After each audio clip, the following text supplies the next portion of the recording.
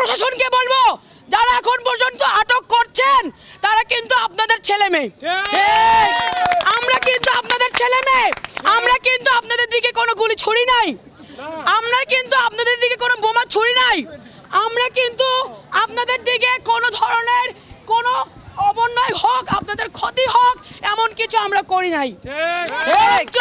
আপনারা নির্বিচারে আমাদের উপরে গুলি চালিয়েছেন, এটা আপনাদের অন্যায়।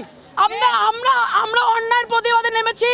আপনারা দেখতে পাচ্ছেন আমরা সবাই হাত উঠাই, আমাদের হাতে কোনো অস্ত্র নাই, আমাদের সাথে কোনো অস্ত্র নাই। আমরা সাধারণ ছাত্রছাত্রী। দয়া করে আমাদের দাবিটা থেকে আপনারা এইভাবে করবেন না। আপনাদের জন্য আজকে বাসায় আমরা শান্তিতে ঘুমাতে পারছি না।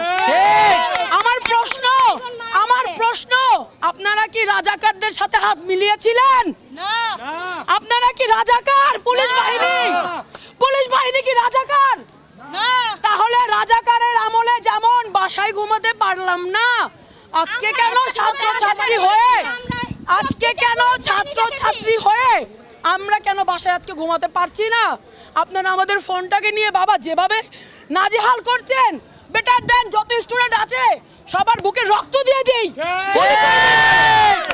গুলি করে মেরে ফেলেন, প্রত্যেকে রক্ত দিয়ে দিই। দেখেন আমরা কিন্তু নিরস্ত্র, মেরে ফেলেন।